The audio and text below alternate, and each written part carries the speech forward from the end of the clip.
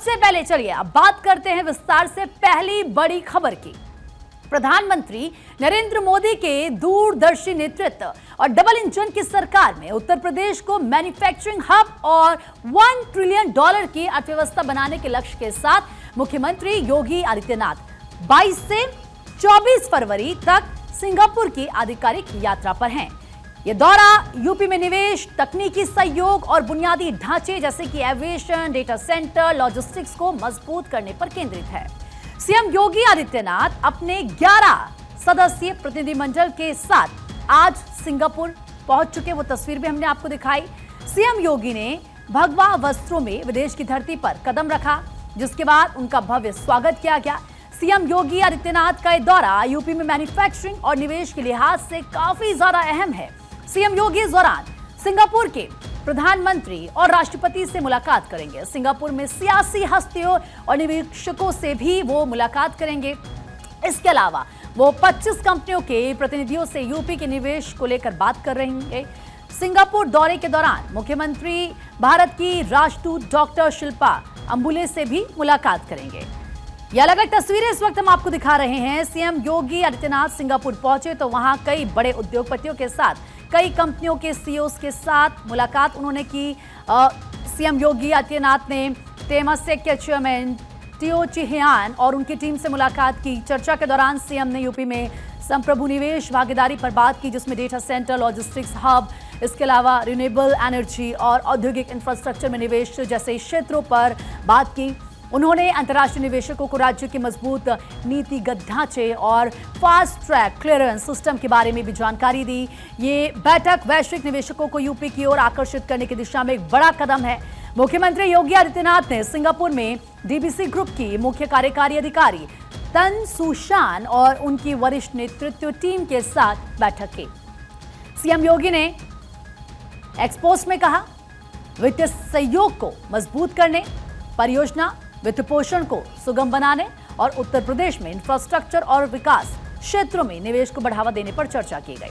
इसके अलावा सीएम योगी ने सिंगापुर में जीआईसी के सीईओ लिम चो कियाट और उनके प्रतिनिधिमंडल के साथ महत्वपूर्ण बैठक की।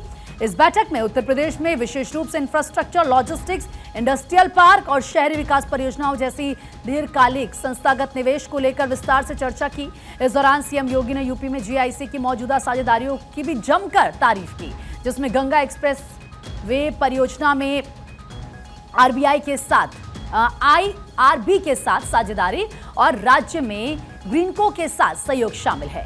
इतना ही नहीं, सीएम योगी ने सिंगापुर में आईटी कॉलेज सेंट्रल का दौरा किया और टीवीटी नॉलेज शेयरिंग पर आईटीई एजुकेशन सर्विसेज के साथ भी यहां पर मीटिंग की है। इस दौरान शिक्षा क्षेत्र से जुड़े अधिकारियों के साथ भी मंथन किया गया। इस मुलाकात का मुख्य उद्देश्य उत्तर प्रदेश के औद्योगिक बुनियादी ढांचे में विदेशी निवेश को बढ़ावा देना है।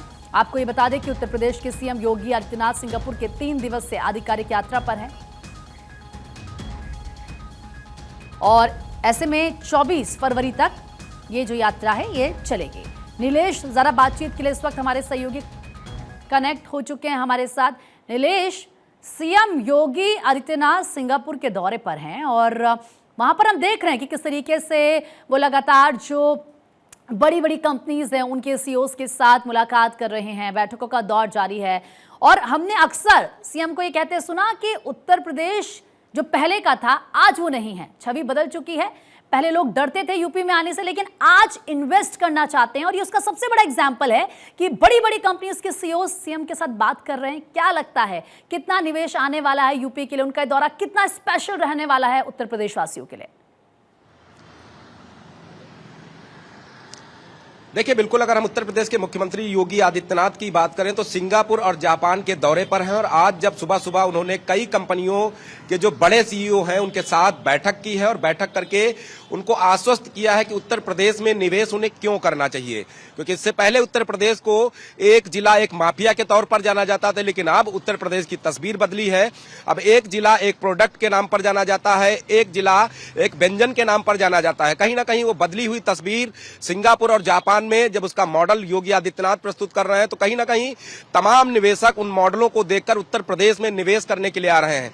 इससे पहले देखा गया कि तमाम बड़ी कंपनियां, चाहे वो अशोका लेलैंड हो, इंडियन ऑयल हो या वोल्वो स्कॉट जैसे रिवॉल्वर बनाने वाली इंटरनेशनल कंपनी हो, वो भी उत्तर प्रदेश में स्थापित की गई, जिसका सीधा जो है संदर्भ अगर हम देखें तो उत्तर प्रदेश सरकार ने जो उत्तर प्रदेश में कानून व्यवस्था का राज कायम किया है, माफियाओं की कमर तोड़ी है, बुलडोजर की कार्रवाई की है, जिसका नतीजा है कि आज उत्तर प्रदेश में व्यापारी जो हैं वो खुद को सुरक्षित महसूस करते हैं। और सरकार ने सिंगल विंडो सिस्टम की जो स्कीम के तहत जो निवेशक उत्तर प्रदेश में आ रहे हैं ताकि उनको भटकना ना पड़े, अलग अलग विभागों के चक्कर ना लगाना पड़े, इसलिए सिंगल विंडो सिस्टम लागू किया ताकि उत्तर प्रदेश में जब बड़ी कंपनियां निवेश के लिए आए तो सीधा उनको निवेश करने का ऑफर सरकार की तरफ से है, जिससे कहीं ना कहीं उत्तर प्रदेश के युवाओं को फायदा मिलेगा और उत्तर प्रदेश के युवा उत्तर प्रदेश में ही अपने स्किल के अनुसार अलग अलग कंपनियों में काम कर सकते हैं और उत्तर प्रदेश के विकास की रफ्तार को दोगुना कर सकते हैं। सिंगापुर में जब योगी आदित्यनाथ आज तमाम कंपनियों से मुलाकात कर रहे थे, तमाम कंपनियों ने मुख्यमंत्री योगी आदित्यनाथ को साफ तौर पर आश्वस्त किया कि वो उत्तर प्रदेश में निवेश इसलिए करेंगे क्योंकि योगी आदित्यनाथ की सरकार ने उत्तर प्रदेश का माहौल बदला है और उत्तर प्रदेश की जो कनेक्टिविटी बेहतर हुई है।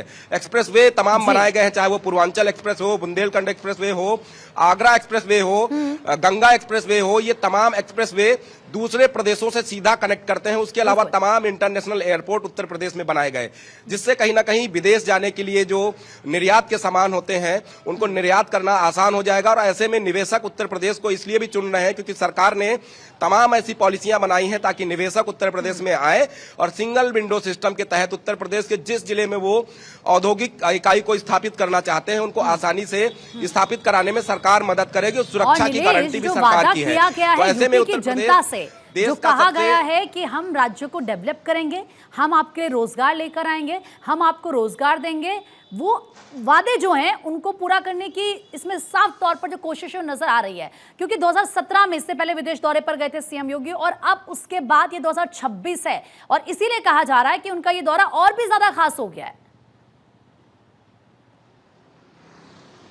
देखिए, बिल्कुल दौरा इसलिए भी खास है क्योंकि उत्तर प्रदेश की तस्वीर बदलने का काम योगी आदित्यनाथ की सरकार ने किया है, चाहे वो डिफेंस कॉरिडोर बनाने का मामला हो या उत्तर प्रदेश की राजधानी में विध्वंसक मिसाइलें बन रही हैं, जो अपने आप में एक जीता जागता उदाहरण है कि उत्तर प्रदेश की धरती से मिसाइलें बनती हैं जिनसे दुश्मन कांपता है। उसके अलावा HAL जैसी बड़ी कंपनी है जो सेना के लिए तमाम बड़े कलपुर्जे तैयार करती है, फाइटर प्लेन बनाती है। उसके अलावा अशोका लेलैंड की कंपनी को लखनऊ में स्थापित किया गया। गोरखपुर में इंटरनेशनल स्टेडियम बनाने में इंडियन ऑयल कंपनी ने MOU साइन किया है कि वो वहां पर इंटरनेशनल स्टेडियम बनाने में सहयोग करेंगे। तो इस तरीके की तमाम कंपनियां हैं, चाहे हम संडीला की बात करें जो कि हरदोई में आता है, वहां पर वोल्वो स्कॉट जैसे रिवॉल्वर की कंपनी को स्थापित किया गया है। इस रिवॉल्वर के बारे में दुनिया जानती है और विदेश में काफी इसकी डिमांड होती है।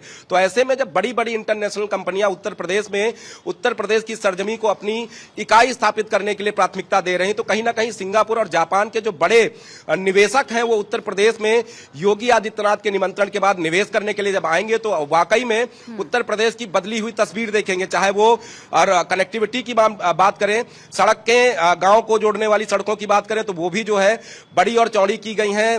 दूसरे प्रदेशों को जोड़ने वाले एक्सप्रेसवे की बात करें तो उत्तर प्रदेश दुनिया और देश का सबसे बड़ा ऐसा राज्य बना है जहां पर सबसे ज्यादा एक्सप्रेसवे हैं। उसके अलावा हर प्रदेश में हर जिले में एयरपोर्ट बनाने के लिए सरकार जो है तेजी के साथ काम कर रही है। नोएडा की बात करें तो जेवर एयरपोर्ट बनाया जा रहा है, कुशीनगर में एयरपोर्ट बनाया गया, प्रभु श्री राम की नगरी अयोध्या में एयरपोर्ट बनाया गया। तो इस तरीके से पूरे प्रदेश को एयर कनेक्टिविटी की बात करें साफ तौर पर नजर आते हैं और जिसके जरिए कहा भी जा रहा है कि भाई उत्तर प्रदेश की जो तस्वीर है, जो छवि है, वो पूरी तरीके से बदल गई है। इंफ्रास्ट्रक्चर की बात कर लें, एक्सप्रेसवे की बात कर लें, सड़कों की बात कर लें। नीलेश, बहुत बहुत शुक्रिया आपका तमाम जानकारी देने के लिए।